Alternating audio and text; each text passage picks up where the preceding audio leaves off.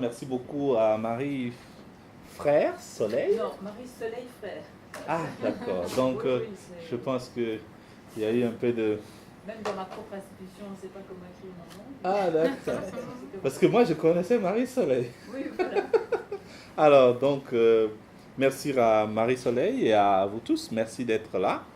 Et particulièrement, nous sommes contents d'être là ce matin parce que pour nous, c'est beaucoup plus une opportunité pour partager un peu plus l'expérience que nous avons eue dans une autre expérience.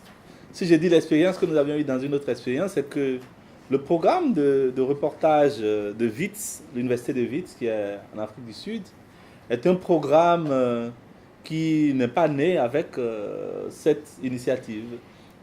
Beaucoup plus, c'est un programme qui donne la possibilité aux journalistes de recevoir des subventions et de faire des reportages sur les perspectives et aussi les interventions de la Chine en Afrique. Mais ce qui s'est passé avec le temps, c'est que ce programme n'a pas pu avoir la possibilité de donner des opportunités aux journalistes francophones. Et nous avions imaginé un tout petit peu un modèle qui, de façon particulière, donne à des journalistes francophones la possibilité, de façon thématique, je crois tous les ans ou tous les 2 ans, en fonction de comment les projets de reportage évoluent, de s'exprimer aussi sur ces questions.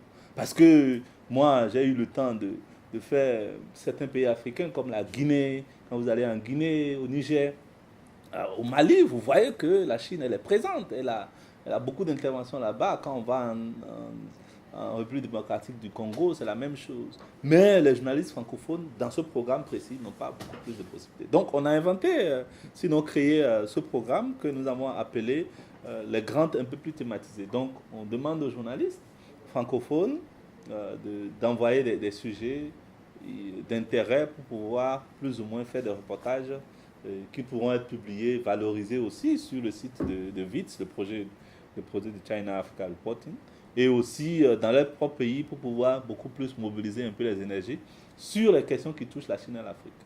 Donc, je peux dire que l'expérience que je voudrais partager avec vous ce matin tourne beaucoup plus autour de 4 sujets que nous avons eu le temps de faire avec des collègues. Certains sont ici, je ne vais pas parler de leur sujet, mais je vais brièvement parler de l'expérience.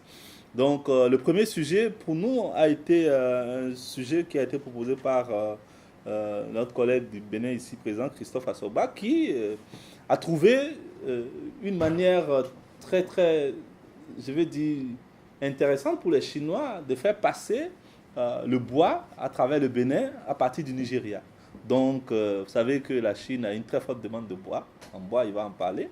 Et ce trafic-là l'avait intéressé. Et il a soumis son projet, nous avons analysé. Et puis, il a fait le travail. Il vous parlera tout à l'heure un peu des résultats et beaucoup plus des problèmes qu'il a eu pour pouvoir documenter un sujet comme celui-là.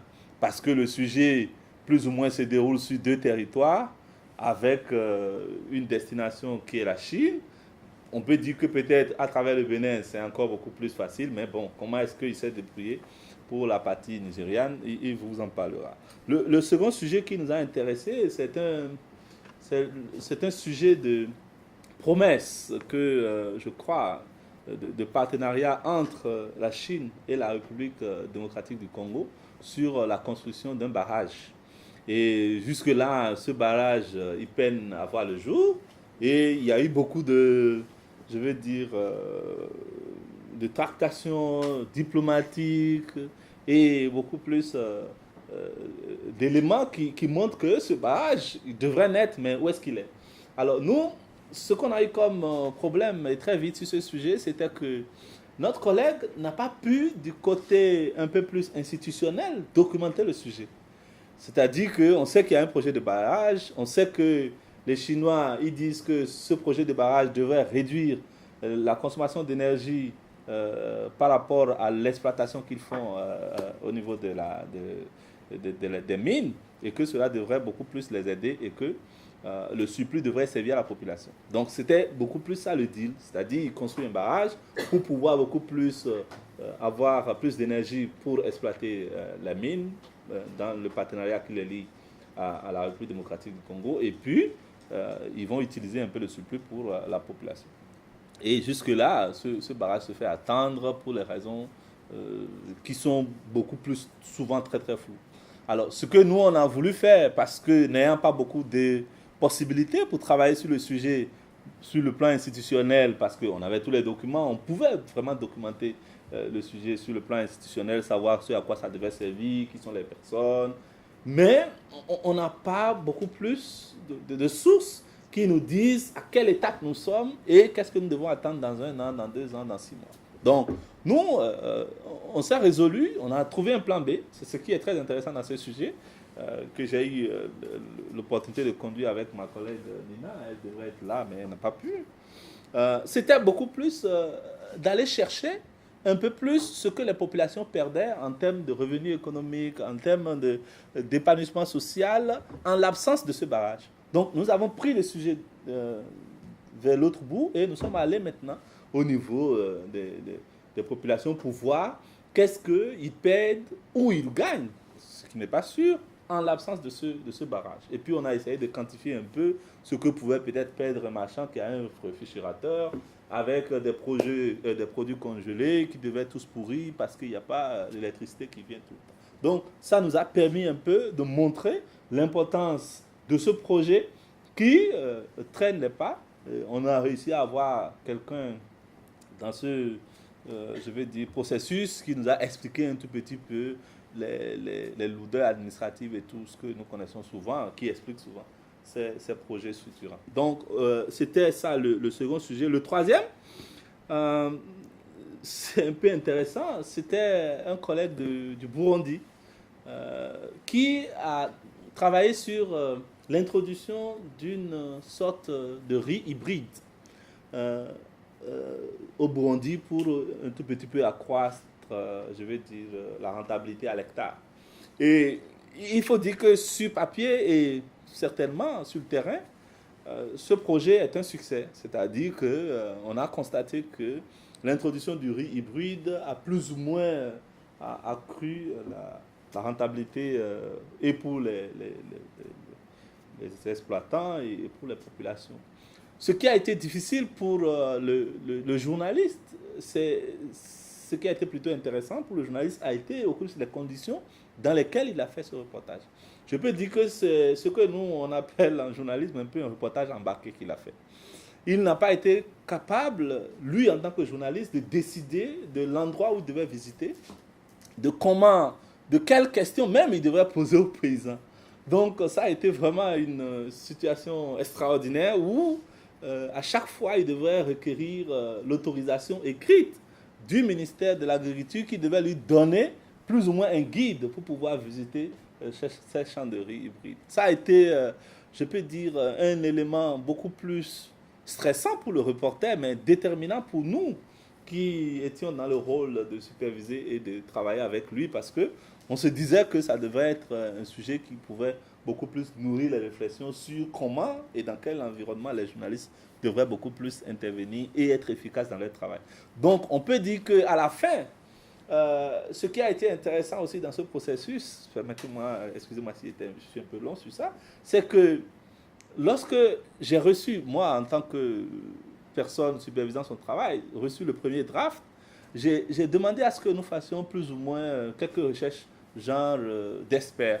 Aller demander à des experts, est-ce que par exemple, il y a quelques, je vais dire, effets secondaires pour personnes consommant un riz de ce type. Donc, aller chercher l'avis d'un expert qui nous dise, bon, le riz, ce genre de riz hybride devrait à terme pour la consommation avoir tel point. Il est d'accord et je me suis donné un peu le rôle de l'aider. Mais on a fait les recherches, on a trouvé que il n'y avait pas beaucoup d'effets secondaires, mais ce riz devrait être un tout petit peu, je veux dire, pas nuisible pour la santé, mais bon, beaucoup plus augmenter le niveau de cholestérol, un certain nombre de choses. Et je lui ai dit, voilà quelque chose qui pourrait tout de moins intéresser le lecteur. Quelle forme de nuance devrons-nous apporter à ce reportage qui est assez très glorifiant pour ce projet? Et il m'a écrit une lettre assez, je vais dire, pathétique, en me disant, cher ami, si tu veux vraiment que je continue un projet comme celui-là, à la prochaine saison, permets-moi de ne pas mettre cet aspect parce que je suis sûr que le prochain mois, je ne pourrai plus rester au Burundi parce que je ne pourrai pas. Et étant le seul responsable du papier, nous, on a respecté sa liberté. Mais on a publié ce papier avec beaucoup plus, je vais dire, d'insatisfaction parce qu'on aurait pu mettre ces éléments-là qui nuancent un tout petit peu le reportage qui montre qu'il devrait être un peu plus important pour le lecteur de savoir que consommer un tel riz présente néanmoins quelques risques pour la santé.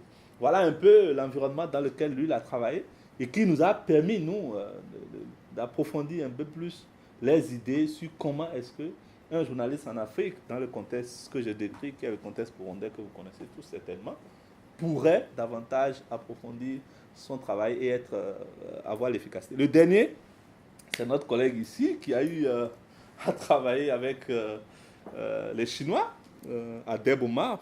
Il y a eu un certain nombre de sujets sur cet aspect et ça a été quand même aussi intéressant.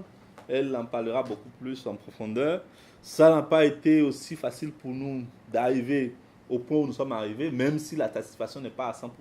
Mais nous sommes arrivés à trouver quand même, à réaliser avec notre collègue un sujet intéressant pour les lecteurs. Donc voilà un peu les 4 sujets que je survole rapidement. L'autre chose que je voudrais dire pour finir, c'est un peu plus sur ce que moi j'appelle...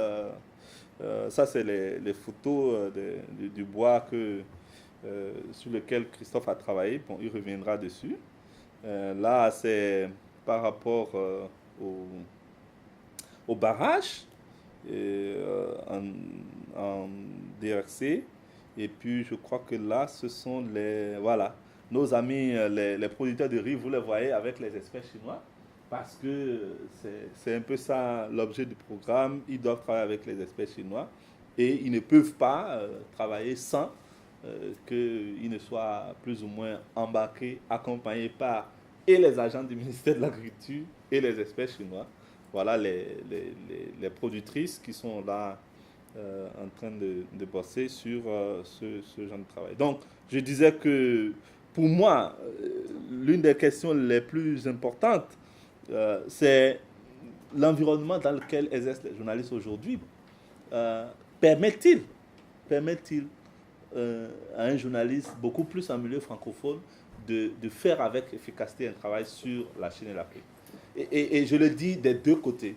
Parce que moi, je trouve personnellement qu'il y a une sorte, je vais dire, de coupure entre les Chinois qui viennent en Afrique, un peu sous le sceau un peu de nos gouvernements, sous le thème pompeux de la coopération Chine-Afrique.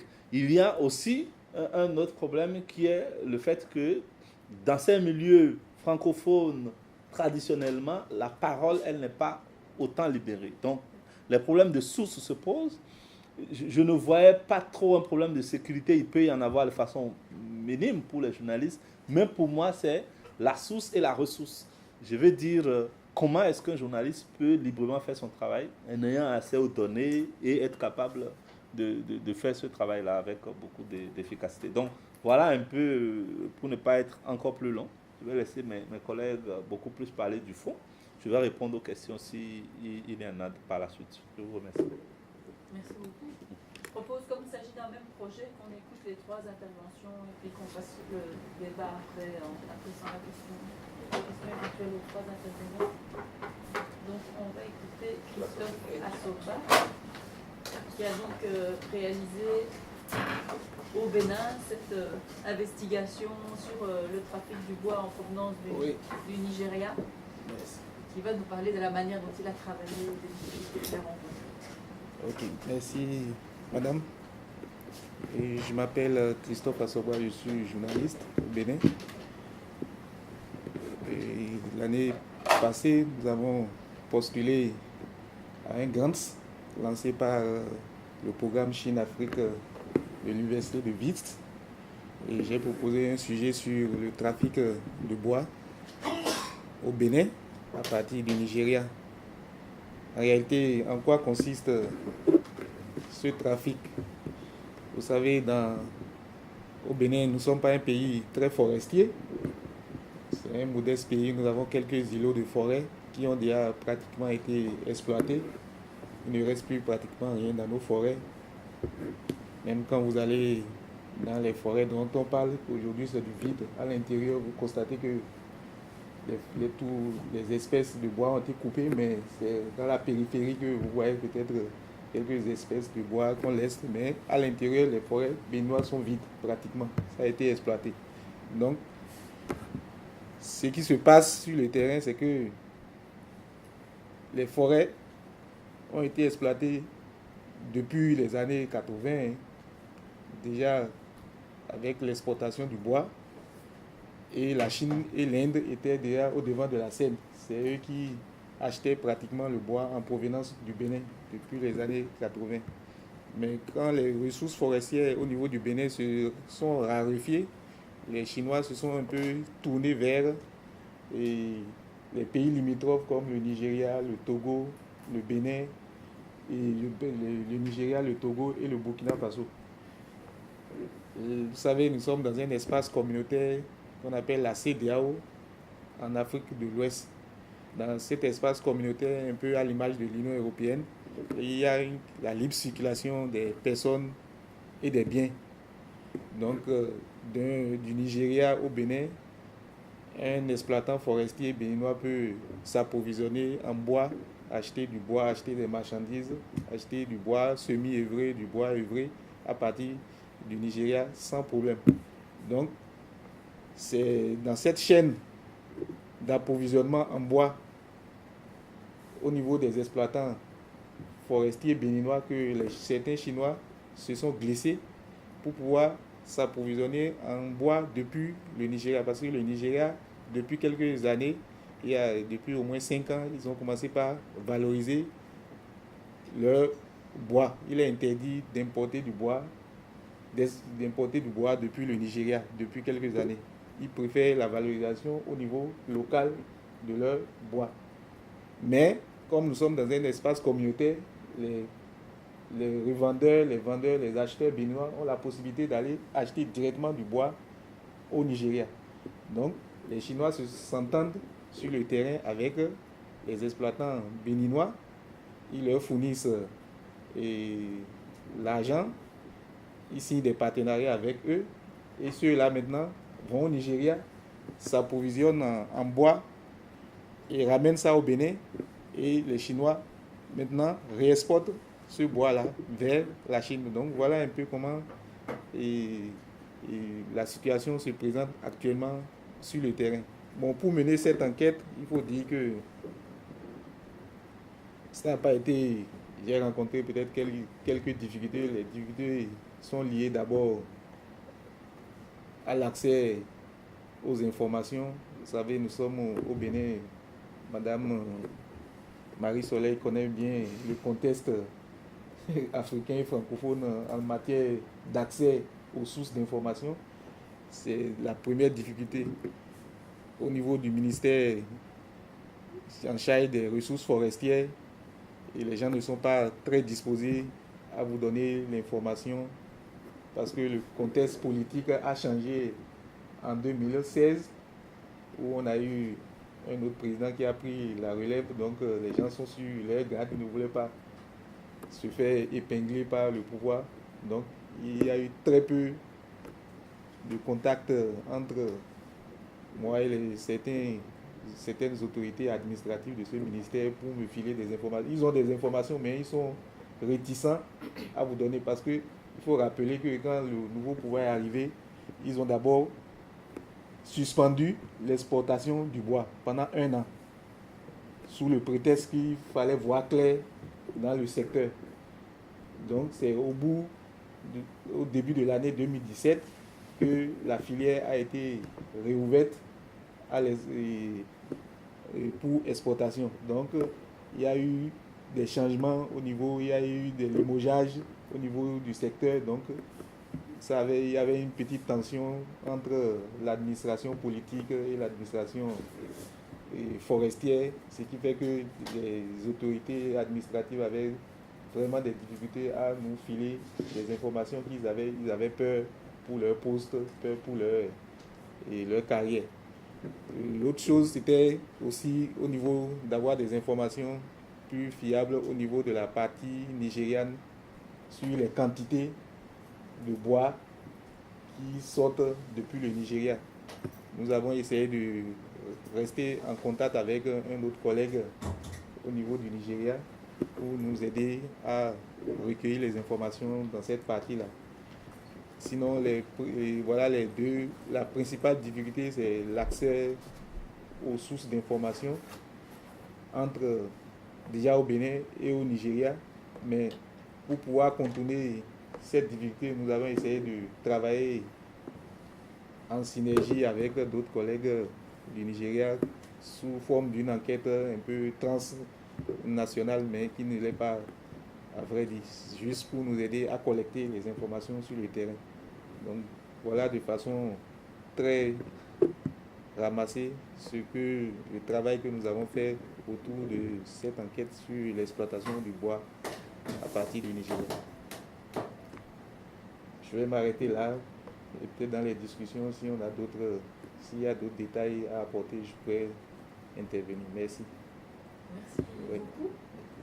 Donc on va maintenant donner la parole à Asna qui va nous présenter l'enquête qu'elle a réalisée au Maroc. Oui. Dans le cadre du même projet. Bonjour. Moi, je m'appelle Asna Belmeki, je suis journaliste freelance. Moi, je suis surtout spécialisée dans la migration des subsahariens en transit au Maroc qui sont en route vers l'Europe. Donc, ça n'a rien à voir avec ça. Mais quand j'ai débuté cette enquête sur donc, les Chinois, moi, je me suis intéressée aux commerçants spécialisés dans la vente de gros et semi-gros de produits importés de Chine et qui inondent le marché marocain.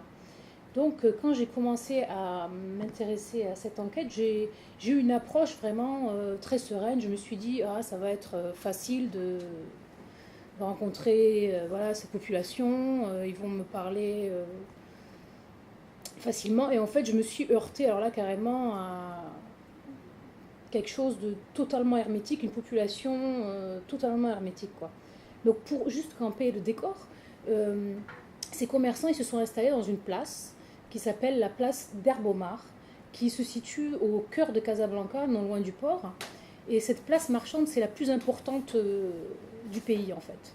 Et au début du siècle dernier, c'était d'abord les Fassis, les gens de Fès, les commerçants de Fès qui s'étaient installés, qui avaient été après rejoints quelques années plus tard par les gens du Sud. Et dans les années 2000, ce sont les Chinois qui surtout venaient, qui s'étaient déjà installés au Sénégal, et qui sont venus et qui ont pris la place, et maintenant on appelle cette place le marché chinois. Donc il y a à peu près 1000 boutiques, quoi. Et donc quand j'ai commencé cette enquête, je suis partie à la rencontre de cette population, et j'ai discuté avec deux personnes, et très vite, quand j'ai eu 2-3 rendez-vous avec 2-3 commerçants, très vite, les portes sont fermées, les rendez-vous n'ont pas été honorés. Et puis, je n'avais plus aucune possibilité en fait de contact. Alors quand, par exemple, j'allais à la rencontre de Chinois qui travaillent dans le quartier, y a déjà le premier problème, c'est la barrière de la langue.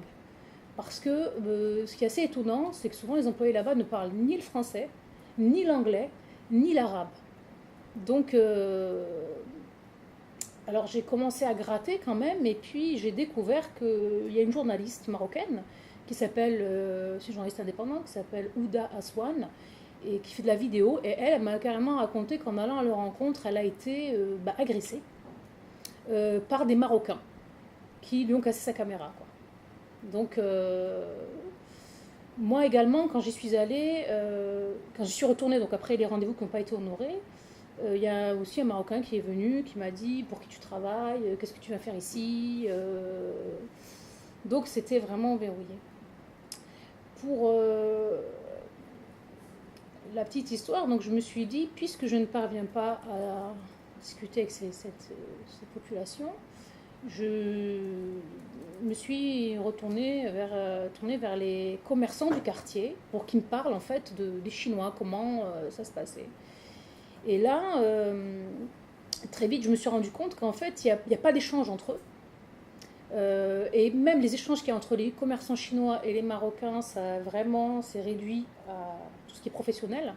Donc, c'est-à-dire que à 17h, quand le marché, il y a une galerie chinoise où il y a à peu près une centaine de boutiques, là, dès que le rideau se baisse, les Chinois n'occupent pas l'espace public, on ne les trouve pas dans les cafés, ils deviennent invisibles en fait. Et donc, où est-ce que je voulais en venir ? Oui, voilà. Et donc, c'est vrai que la presse donne quand même une mauvaise, je trouve, image. Surtout depuis qu'il y a eu un fait divers, c'était en 2013, où un commerçant chinois donc, a été tabassé, laissé pour mort. Et l'enquête a dévoilé qu'en fait, il avait été tabassé par 4 Chinois qui avaient, donc, on dit des tueurs à gages, qui étaient venus de Chine et qui avaient été payés par un commerçant. Enfin, donc c'était un règlement de compte entre commerçants. Quoi. Donc, face à cette difficulté, je suis même allée, j'ai rencontré l'ambassadeur, Monsieur Lili, l'ambassadeur donc, de Chine au Maroc, je l'ai rencontré lors d'une sorte de petite, comment dirais-je, il y avait une foire qui était organisée pour le premier de l'an chinois.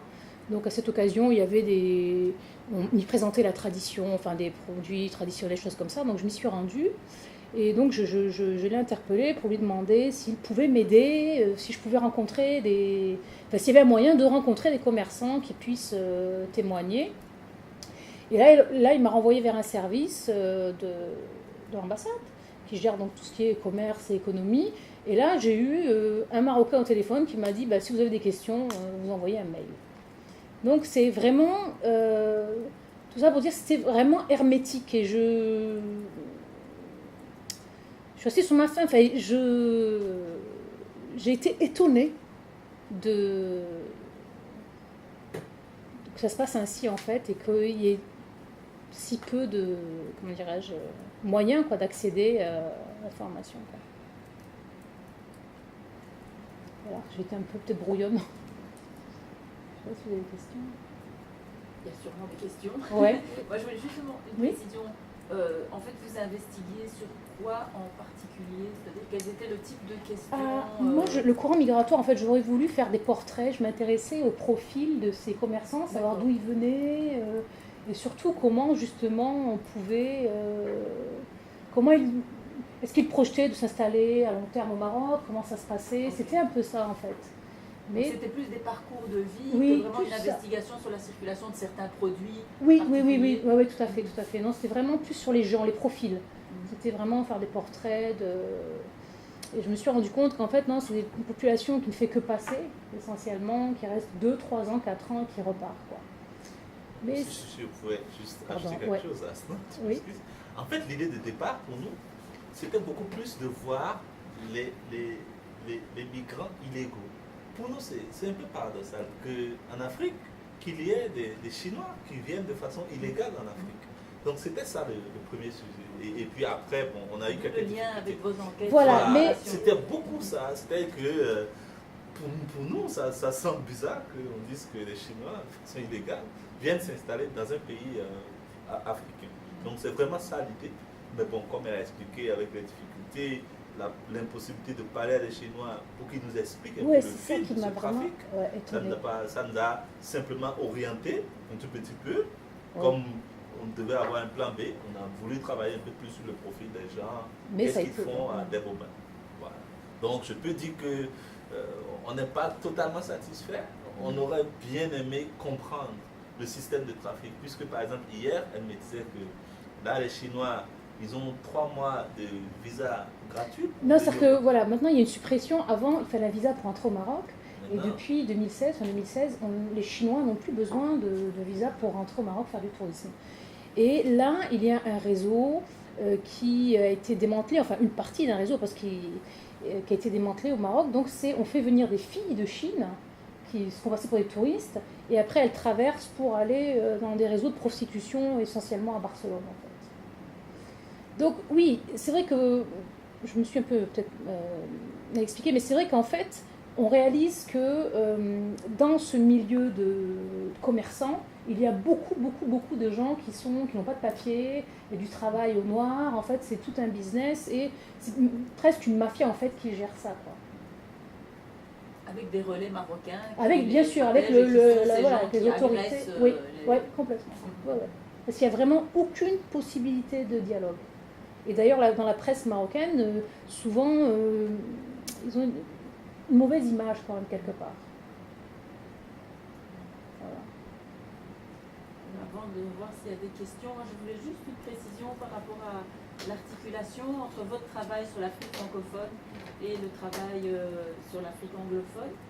Et est-ce que vous avez eu des occasions d'échanger avec les personnes qui ont mis en œuvre le même projet du côté anglophone pour voir s'ils rencontraient les mêmes résistances, les mêmes difficultés? Ouais, c'est vrai, qui est l'assistant du projet pourrait mieux l'expliquer, mais pour ce que je sais, depuis que je travaille avec cette équipe, c'est que le programme francophone s'est invité pour beaucoup plus donner cette opportunité aussi aux journalistes anglophones de partager leurs expériences avec les francophones. Donc, chaque année, il y a un forum que nous tenons et nous invitons autant que faire se peut les journalistes des deux différents programmes. Je dis que j'allais dire que ce n'est pas un autre programme francophone en réalité.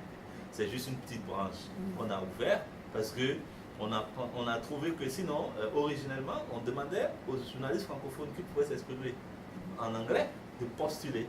Mais ils peuvent publier les articles en français.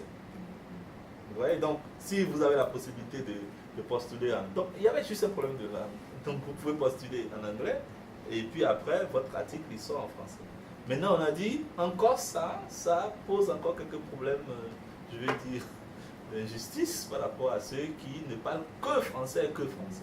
Donc, pourquoi ne pas ouvrir maintenant la brèche à ceux-là aussi, pour leur permettre, une fois tous les 2 ans, ou je crois tous les 18 mois, de postuler et de faire leurs travaux. Donc, je peux dire que c'est une seule équipe qui est dirigée par l'équipe du projet à Wits.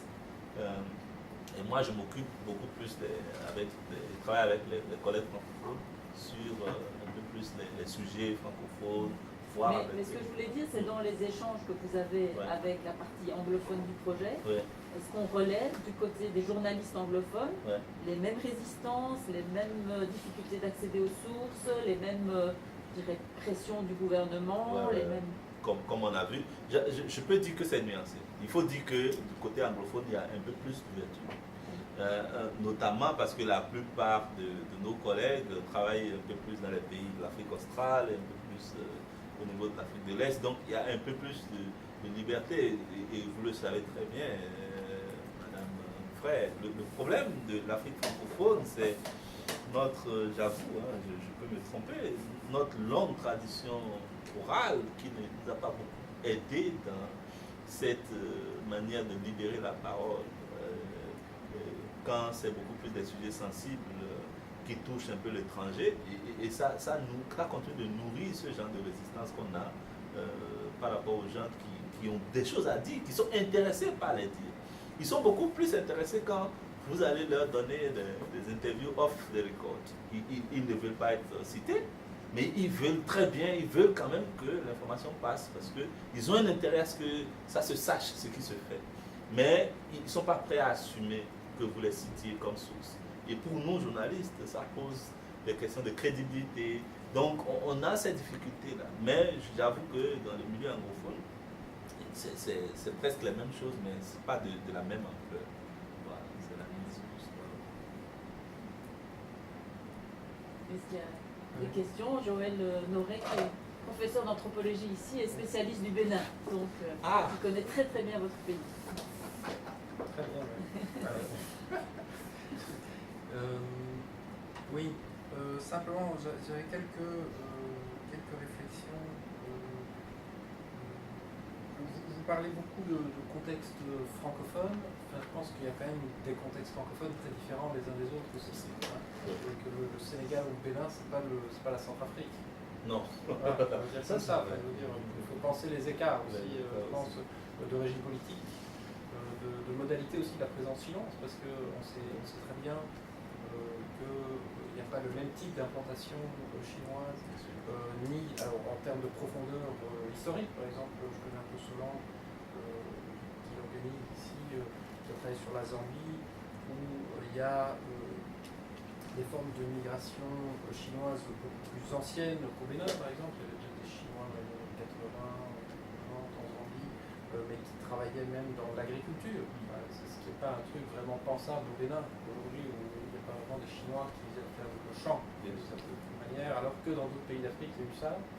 Il y a donc aussi une diversité des modalités d'implantation chinoise et d'investissement chinois dans les espaces, une diversité des contextes francophones. Et alors, oui, vous disiez, madame, que ce sont des gens qui font que passer. Précisément, là aussi, je ne sais pas.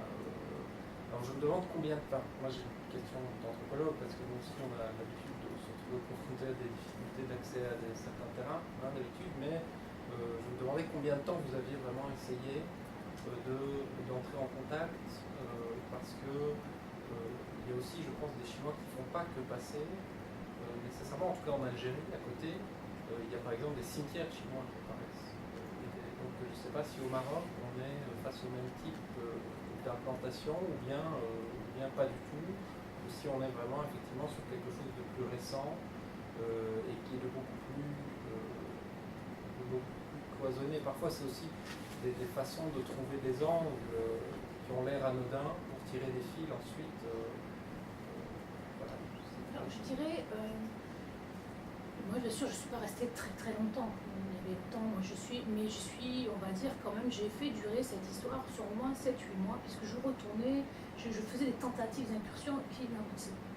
Pour revenir à l'Algérie, oui, c'est intéressant ce que vous dites, mais en Algérie, ce qu'il n'y a pas au Maroc, ou très peu, c'est les travailleurs. Il y a beaucoup de travailleurs qui viennent en Algérie, qui travaillent dans le bâtiment, dans ce domaine, choses comme ça, on ne voit pas ça au Maroc.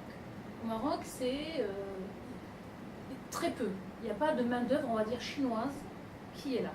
C'est surtout des grands, comme je disais, des commerçants, des gens qui. Ou des diplomates. Vous dites qu'ils disparaissent à 17h. Alors, ils habitent dans le quartier, en fait, parce que moi je me suis renseignée, selon ce qu'on m'a dit, hein, ils vivent ensemble, ils sont très nombreux. Alors, on dit ils louent des appartements, c'est des rumeurs, quoi. Hein. C'est difficile à vérifier, mais on dit ils louent des appartements, ils sont à 40 dedans, qui vivent tous ensemble, en fait, donc ils vivent dans le quartier, mais on ne les voit pas.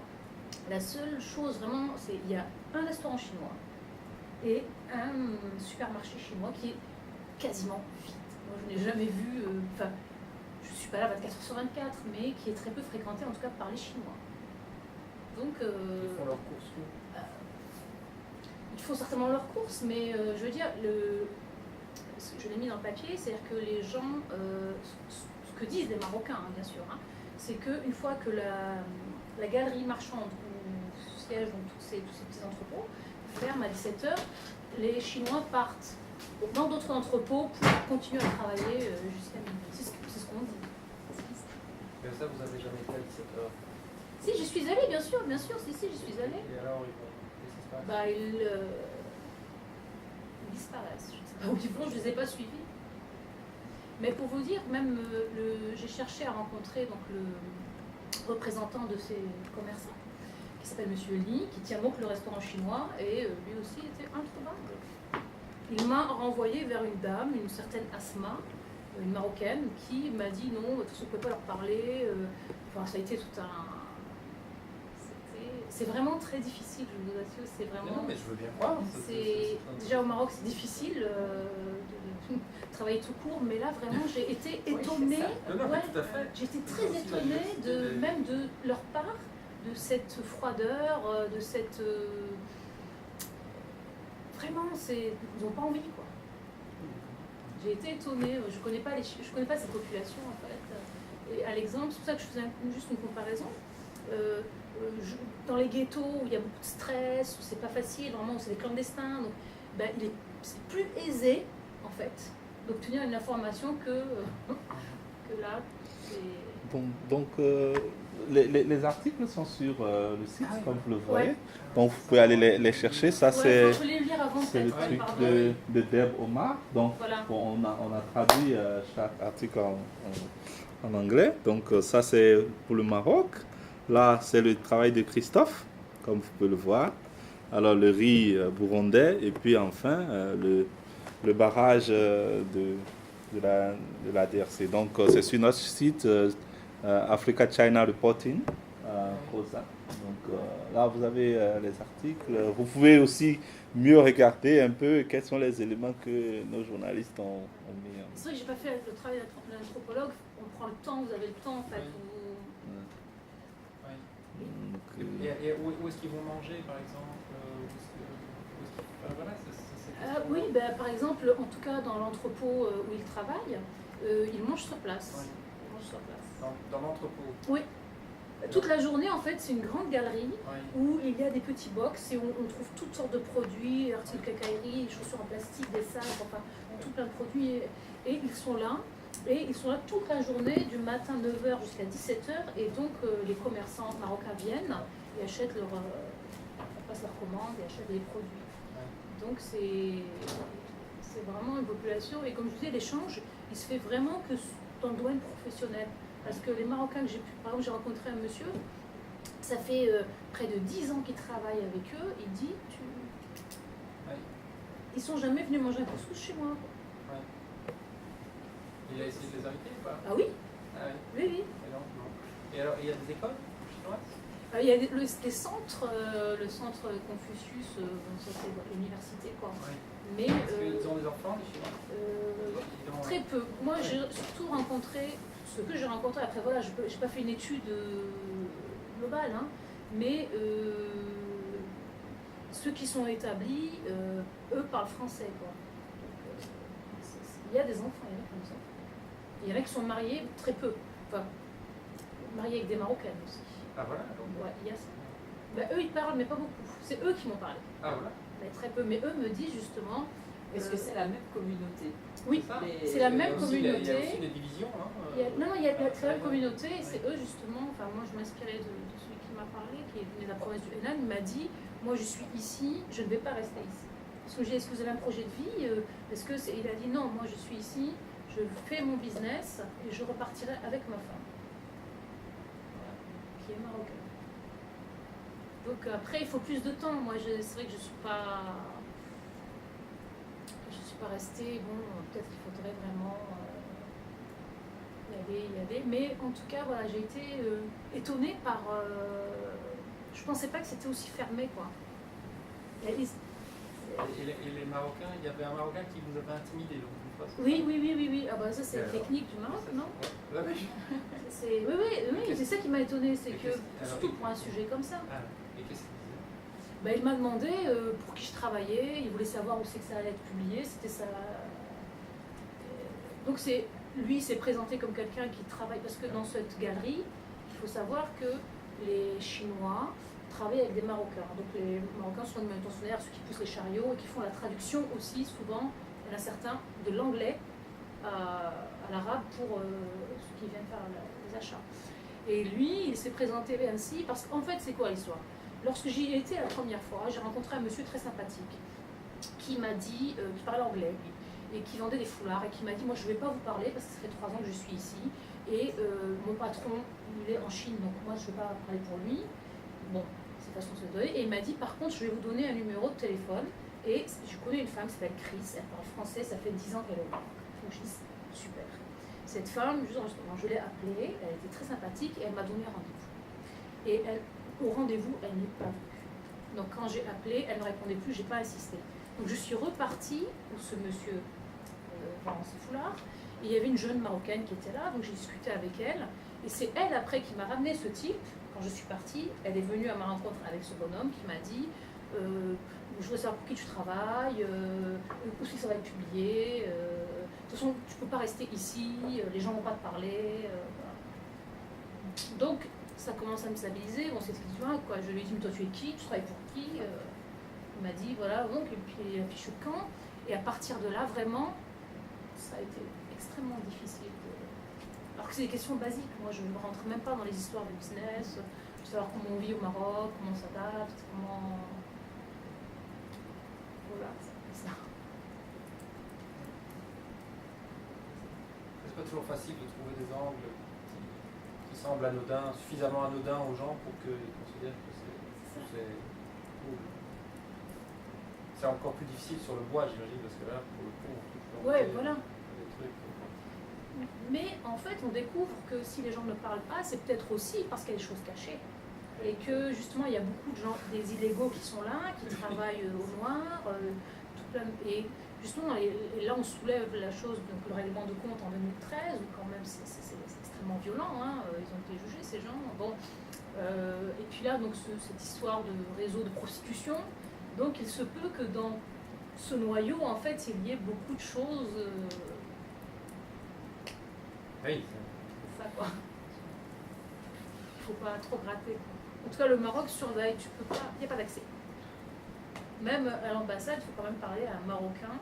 J'ai trouvé ça incroyable. Le service économique et commercial, moi je voulais juste avoir des chiffres, des choses comme ça. Et donc non, c'est par mail, on ne peut pas obtenir de rendez-vous. C'est un peu ça. Le milieu a l'air d'être, alors qu'on est en face d'entrepreneurs, de petits entrepreneurs Oui, individuels, le milieu a l'air aussi fermé que, par exemple, en Mauritanie, où là c'est essentiellement une communauté chinoise qui est venue pour la construction et qui est établie à côté du port, avec tout son quartier, et qui est complètement fermé, donc on ne peut même pas pénétrer. Ils importent leurs denrées alimentaires de Chine. Et là, effectivement, c'est comme un camp retranché auquel on n'accède pas, alors que vous êtes plutôt intéressé à des petits entrepreneurs individuels. Oui, complètement, oui. Bon, Qui sont pourrait se regroupés dire au que sein c'est plus d'un- facile Ouais. de pénétrer ce milieu-là. Ouais, et non. Et en fait, après, j'ai discuté avec une journaliste tunisienne qui vit à Paris, et elle me disait, mais à Paris, c'est la même chose, c'est quand même, ça reste un milieu qui est très, c'est très hermétique, quoi. Tu n'entres pas comme ça.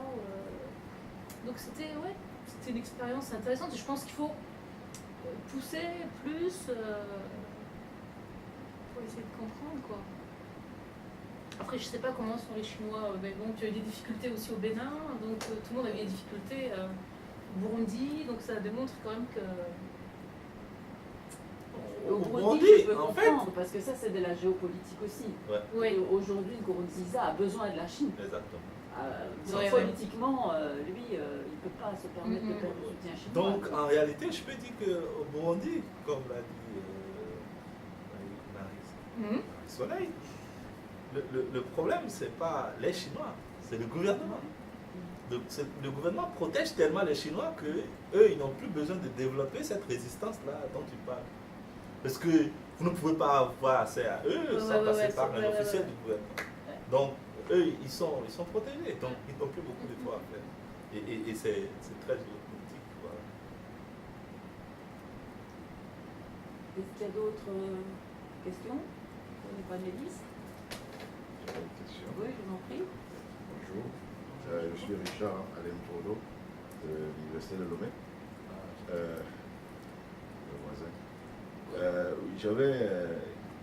Vous avez en partie répondu à l'une des questions que je m'apprêtais à poser, qui est celle de l'accès aux sources, aux informations. Et j'ai eu un peu le même problème au Togo en essayant, dans un projet universitaire, qui n'était même pas une question de journalisme, et en dépit du fait qu'il y a une loi qui oblige le gouvernement à donner accès aux sources, juste un projet d'agriculture, aller voir comment se faisait la transmission de connaissances des Chinois aux Togolais qu'ils sont venus aider. Je n'ai pas pu avoir accès aux informations. Et là, je me suis posé la question si ce n'est pas le gouvernement en fait qui bloque et non pas les Chinois. Je ne sais pas si c'est un deal entre eux, mais en tout cas, ils font bien leur travail. Vous ne pouvez pas y avoir accès à ces gens-là. Et donc, la deuxième question, j'ai vraiment aimé la question que vous avez posée sur comment vivent les Chinois et tout, parce que cette question de l'invisibilité des Chinois, je me la suis souvent posée. À chaque fois que vous allez dans un événement où on devait mettre en exergue la culture chinoise, par exemple, vous voyez que la salle est pleine de Chinois. Mais dans la ville, vous ne les voyez jamais. Et ça, c'est extraordinaire. Alors maintenant, je me demande, est-ce qu'il faut travailler comme des détectives privés pour les suivre, pour savoir ce qu'ils font de leur temps libre? Mais il n'y a pas de contact en dehors de leur lieu de travail. Il n'y a pas de contact avec la population. Et ça, c'est quelque chose qui me choque personnellement, d'autant plus que nos gouvernements ne cessent de parler oui, les relations extraordinaires qui existent entre la Chine et les pays africains, mais sur le terrain, en tout cas pour nous qui vivons dans ces pays-là et qui sommes au contact de ces populations-là, c'est extrêmement difficile de rentrer en contact avec eux. Et également, même manger, justement, on se demande où ils mangent. Alors à Lomé, je sais qu'il y a un restaurant. Chinois. Oui. Et c'est uniquement là-bas qu'ils vont manger. Je ne sais même pas s'il y a des Togolais qui vont manger là-bas. Puis ils sont tellement si secrets que je pense que les gens s'écartent d'eux naturellement. Alors ça pose évidemment un problème par rapport aux relations entre les Chinois et les Africains. Alors c'était ça ma question, est-ce que ce n'est pas finalement les gouvernements africains qui protègent, qui nous empêchent d'avoir accès aux informations? Oui, aussi, Ouais. bien sûr. Moi, je pense que oui, mais la question que vous posez est si intéressante de regarder le sujet de près. Est-ce que les Chinois, par exemple, avant de descendre à Lomé, prévoient un plan d'occupation de la ville le mot occupation est peut-être très fort, excusez-moi, pour se rendre invisible. Parce que lorsque vous allez à New York, vous voyez à Times Square, il y a un Chinatown, où lorsque vous entrez dans ce couloir, il n'y a que ces Chinois, par exemple. Mais chez nous, l'occupation est très subtile, comme vous le dites. Effectivement, moi j'ai très peu vu des Chinois à la plage. Le dimanche, comme on voit les Béninois, là, c'est pas évident. Vous verrez peut-être une 4x4 passer, et ils sont 4 dedans, et puis c'est tout. Mais se déplacer comme ça et se mélanger, non. La question de l'accès aux sources, elle est extraordinaire dans nos pays africains, comme vous le voyez. Nous avons, pour les pays démocrates qui font l'exercice de la démocratie, la possibilité d'avoir accès à l'information. Donc c'est sur papier, on a un code de l'information, on a une loi d'accès à l'information. Mais lorsque vous allez sur le terrain et pour maintenant exercer ce droit, vous voyez qu'il n'y a personne pour vous aider, pour pouvoir vous permettre l'exercice de ce droit. Donc je me dis pour nous les journalistes, c'est la chose la plus difficile. Parce que j'ai toujours pensé que quand vous n'avez pas les ingrédients qu'il faut, votre sauce a certainement un goût qui laisse à désirer. Donc, si le journaliste n'a pas accès à l'information, n'espérez pas un bon journaliste. La plupart du temps, vous savez, les critiques qui se font envers les journalistes, c'est qu'ils n'ont pas le métier, c'est-à-dire la pratique du métier, elle est encore un peu à améliorer en termes de formation, bien sûr, mais le minimum qui doit permettre à un journaliste d'avoir l'information et d'aller sur le terrain librement, poser les questions qu'il a envie de poser. Ce minimum est encore un grand défi aujourd'hui. Et ça joue sur tout le système. Donc, ce que vous avez rencontré dans le milieu universitaire, nous, c'est notre défi de tous les jours. Et c'est ça beaucoup plus qui influence la qualité du journalisme. Il y a d'autres facteurs comme le modèle économique de notre presse francophone aujourd'hui, pour ne pas dire la presse africaine, qui est basée sur beaucoup plus les liens politiques, les liens avec les puissances d'argent et tout ce que vous connaissez, qui influence le contenu éditorial de notre presse et qui étouffe un peu sa liberté. Oui, ça va. Nous sommes toujours en train de voir ça comme un horizon. Malheureusement pour nous. Disons que c'est peut-être pas de la même manière. Ouais. Ouais. Voilà. Mais moi je voudrais revenir à ce que je disais sur la diversité des situations, même au sein de l'Afrique francophone. Bien sûr. Je crois que c'est clair qu'au sein même de l'Afrique francophone, il y a clairement un certain nombre de chefs d'État qui utilisent l'allié chinois pour pouvoir prendre des distances par rapport aux leçons de droits de l'homme et de démocratie des pays occidentaux. Bon, Nkurunziza en est un, je pense que Déby en est un autre. Et donc, on voit aussi qu'il y a un certain nombre de pays francophones dans lesquels les Chinois sont très implantés dans le secteur des médias. On voit bien que c'est la Chine qui a complètement reconstruit la radio-télévision nationale du Congo-Brazzaville. Oui. Ils ont le même chantier au Tchad aujourd'hui. Et donc, est-ce que dans ces pays-là, enfin, évidemment, je ne sais pas si vous avez investigué dans ces pays-là, mais c'est clair qu'on est en face d'un média public, mais qui est clairement né d'un partenariat avec la Chine. Et donc, on peut s'interroger sur le degré de liberté des journalistes travaillant dans ces médias-là, qui sont déjà plus des journalistes gouvernementaux que des journalistes de service public. Voilà, le degré d'autonomie pour traiter de ces questions chinoises, quand on sait que ils sont la voix d'un gouvernement ou d'un chef d'État qui a clairement fait le choix de l'allié chinois contre les images et les valeurs que prétend défendre l'Europe. Je ne dis pas qu'elle va au-delà du discours, mais... Oui, je pense que c'est des pistes de recherche. Je pense par exemple au Burkina. Moi j'ai beaucoup travaillé au Burkina, qui est un pays qui vient de reconnaître depuis 2 mois, qui vient de renouer avec la Chine il y a 2 mois, qui était un des derniers bastions de l'Afrique qui reconnaissait Taïwan. Et donc forcément, où je pense que cette influence chinoise sur le contenu même, sur le secteur médiatique même, est évidemment moins importante. Alors qu'il y a un certain nombre de pays où on a vu la Chine arriver avec des sessions de formation pour les journalistes, des stages de formation en Chine, le journalisme positif, le journalisme de soutien au gouvernement.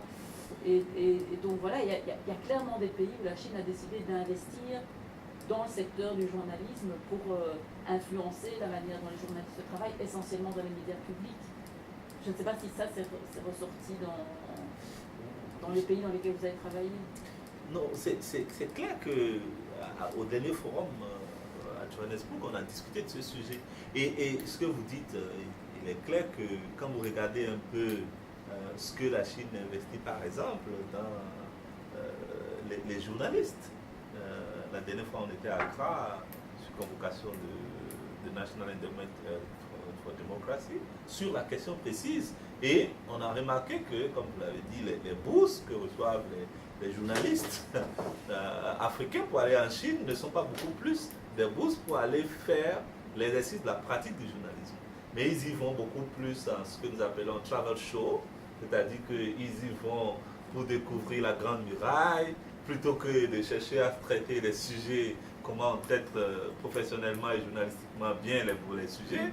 Donc ils y vont beaucoup plus pour aller découvrir la grande Chine, comme le disent certains, et venir en Afrique en parler avec toutes les... Donc je pense que la Chine a compris peut-être, et je peux me tromper, a compris l'importance aussi de mettre la main sur les médias africains. Et je suis tenté de comprendre que les programmes comme ceux-ci, qui pourront beaucoup plus permettre de nuancer le débat sur l'intervention de la Chine, devraient, si elles sont bien promues, s'ils sont bien promus ces programmes, devraient beaucoup plus contrebalancer un peu le discours et la forme d'opinion que nous avons sur la Chine et l'Afrique.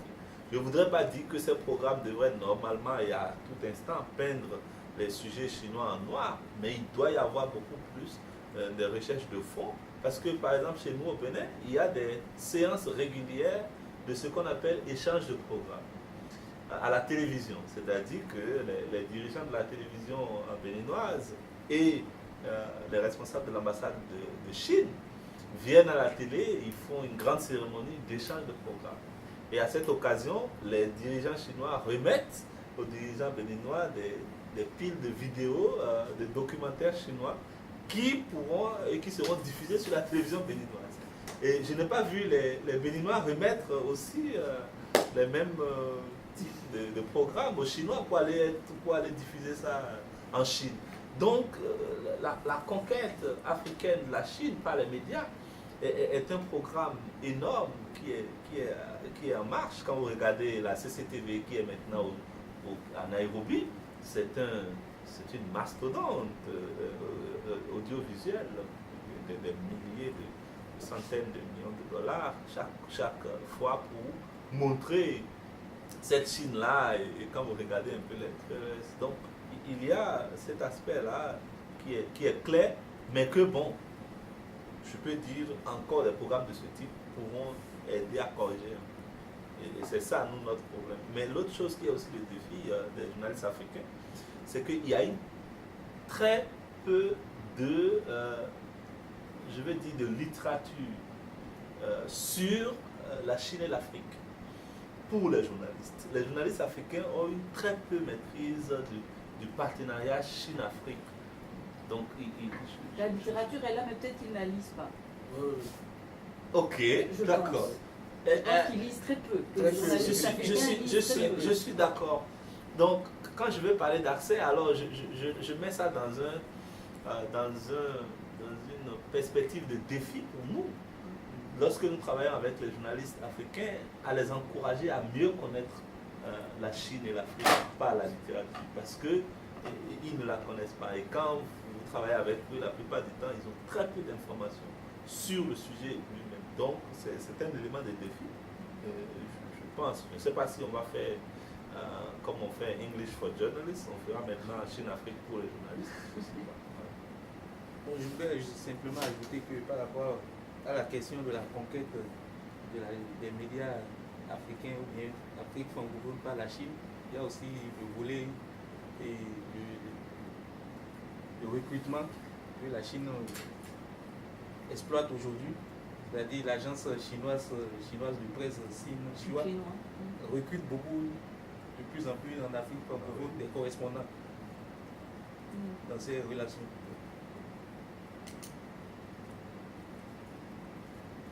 Et, enfin, je ne veux pas monopoliser la parole, je ne sais pas s'il y a d'autres questions.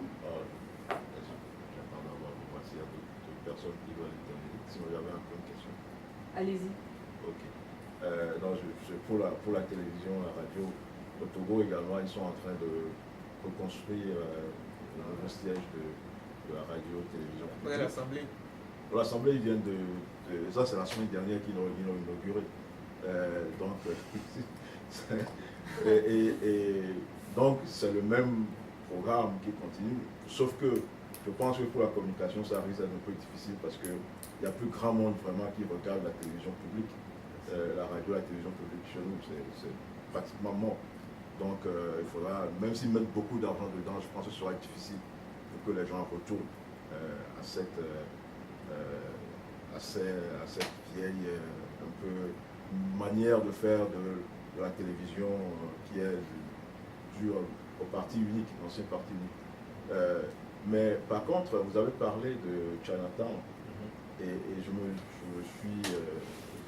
dis que peut-être pour la question de l'invisibilité, c'est dû au fait à ce que vous avez dit que ce sont des gens de passage. Chinatown, c'est parce que ce sont des pays d'immigration. Vous allez à Montréal, vous allez à New York, vous allez à Paris, il y a toujours Chinatown parce qu'ils sont venus pour s'installer. Alors que chez nous, je pense, je ne sais pas si c'est dans leur plan, mais pour l'instant, je ne vois pas de projet d'installation à long terme. Je pense qu'il y a eu une tentative au Sénégal qui n'a pas beaucoup marché, dû au fait que les Sénégalais n'ont pas accepté vraiment la culture chinoise. Il y a certaines choses qu'ils n'ont pas acceptées, donc il y a eu vraiment une résistance de la part de la population et le gouvernement a préféré arrêter le projet. Donc pour l'instant, je pense que la grande question, le grand problème de l'invisibilité, c'est dû au fait qu'ils sont juste de passage et qu'ils ne restent pas on trouve quand même certaines familles dans les quartiers populaires. En tout cas, à Lomé, j'en ai vu quelques Chinois, familles chinoises, dans les quartiers populaires, avec leurs enfants qui vont à l'école publique du coin. Mais il y en a très peu. Je ne sais pas dans qu'est-ce qu'eux ils sont venus faire par rapport aux autres qui sont invisibles, mais il y a quelques tentatives de sédentarisation, si j'ose m'exprimer ainsi, de quelques Chinois. Pour le Sénégal, je connais un peu la source.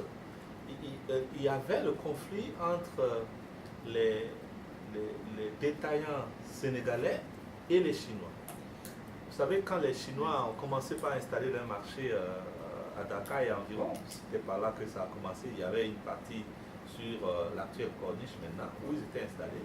Et le deal, j'allais dire, entre les commerçants chinois et sénégalais, c'était que les Chinois étaient grossistes et les Sénégalais sont dans le détail. Et le conflit est né du fait que les commerçants sénégalais ont compris que pour acheter un mètre de tissu, tu pouvais encore aller dans une boutique chinoise et te faire couper ce mètre de tissu. Donc, les Chinois qui étaient convenus être des marchands grossistes sont aussi devenus des détaillants. Et ils ont commencé par tuer le marché sénégalais. Deuxième chose, c'était beaucoup plus l'envahissement du commerce, pour ne pas dire des étals sénégalais, par les poupées, tout ce que vous connaissez là, de très faibles, voilà, les marchandises de très faible valeur, et qui arrangeaient beaucoup plus la population. Donc, si vous connaissez un peu le marché HLM de Dakar, vous devez le connaître, c'est le marché où quand vous allez, il y a tout à 1,50 €, 2 maximum, toutes sortes de possibilités. Donc, c'est le marché petit prix.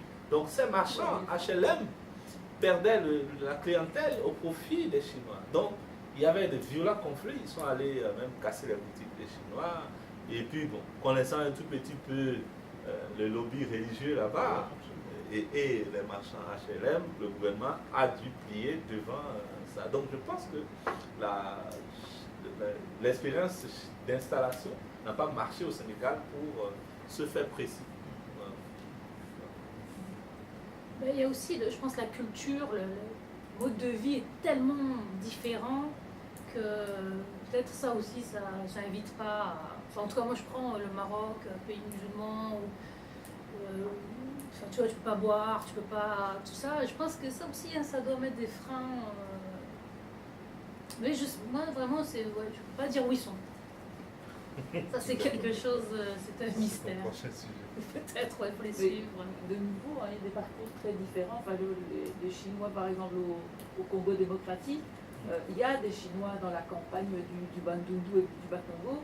Et en fait, comme il y a 10-15 ans, les Chinois qui étaient importés pour travailler sur des chantiers très fermés, étaient des prisonniers, en fait, il y en a qui s'évadaient. Parce qu'ils savaient que s'ils retournaient en Chine, à la fin du chantier, ils retournaient en prison. Et donc ils fuyaient, et puis ils allaient se réfugier dans un village, ils épousaient une femme localement, et voilà. Donc il y a une diversité aussi dans les parcours de ces Chinois d'Afrique.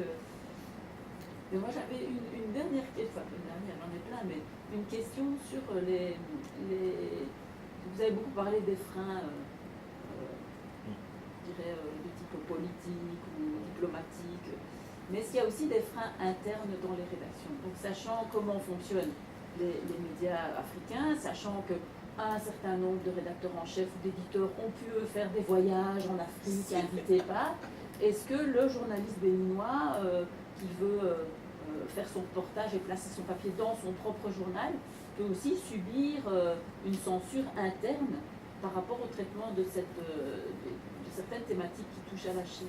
Ou est-ce que vous, par exemple, vous auriez pu vendre votre papier sans problème à un journal marocain? Ou est-ce que voilà, les médias marocains se seraient sentis mal à l'aise de prendre votre pige? Oui, je crois que c'est une très belle question. Oui.